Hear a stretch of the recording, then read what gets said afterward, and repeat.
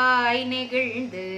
ஆம்பல் வாய் கூம்பினகான் செங்கல் பொடி கூரை வெண்பல் தவ தவ